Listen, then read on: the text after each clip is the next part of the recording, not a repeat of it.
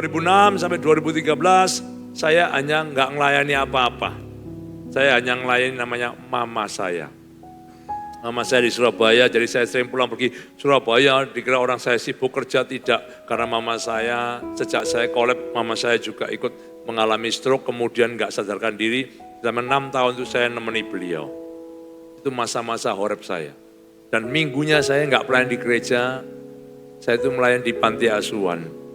Itu horeb, benar-benar horeb Bapak Ibu. Nggak ada yang peduli, nggak ada yang tepuk tangan, nggak ada karpet merah, nggak ada pujian, nggak ada hormat, nggak ada semuanya.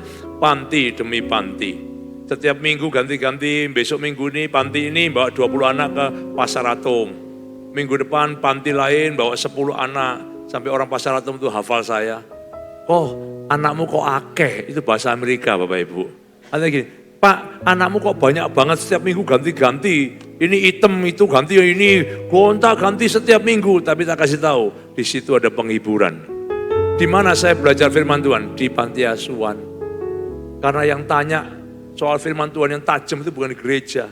Tanyanya itu di panti asuhan. Anak-anak kecil itu kalau tanya sungguh-sungguh apa adanya.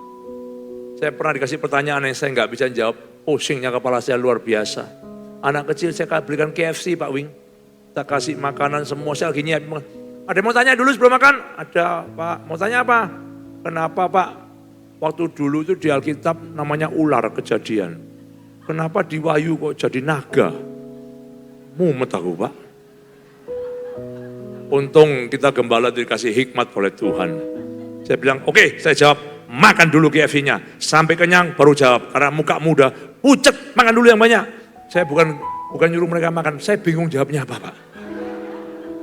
Dengar baik-baik, kadang-kadang Tuhan didik kita itu di tempat-tempat yang rendah, supaya kita pinter. Saya nggak sadar, saya di panti asuhan dididik sama Tuhan secara luar biasa. Ketika nggak ada yang muji, nggak ada yang ngasih hormat, nggak ada karpet merah, nggak ada semua yang baik itu nggak ada sama sekali. Ditolak kanan, ditolak kiri, dihujat sana, dihujat sini. Tempat penerimaan terbaik itu di panti asuhan. Anak-anak kecil itu nggak ngerti siapa saya. Mereka nggak tahu kesalahan saya, mereka nggak tahu kekurangan kelemahan saya, tapi mereka menerima saya apa adanya. Setelah saya kasih makan, saya muter aja muka belakang. Tuhan, piye carane ular jadi naga Tuhan. Oleh anugerah Tuhan, saya lagi, di situ saya nemukan cara untuk mengerti firman Tuhan. Saya muter ya 1 jam lebih, saya muter. Tuhan apa, Tuhan ntar aku ketemu lagi sama dia, pasti ditanya lagi ularnya kenapa kok gede jadi naga. Aku nggak tahu jawabnya. Baru Tuhan kasih jawaban, inilah namanya. Tuhan menemui kontekmu tuh. Tuhan bisa jawab ketika engkau sungguh-sungguh memperlukan dia. Tuhan kasih tahu dia, ular itu gede karena kamu kasih makan KFC setiap hari.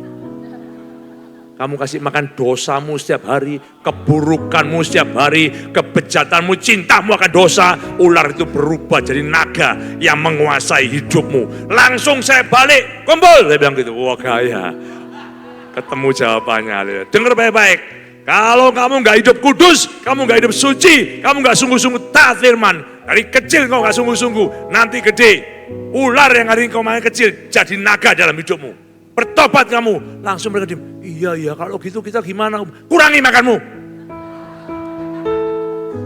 Hati-hati, ular itu berubah jadi naga karena dosamu Bapak Ibu. Salam kanan kiri, hati-hati, jangan jadi ular jadi naga.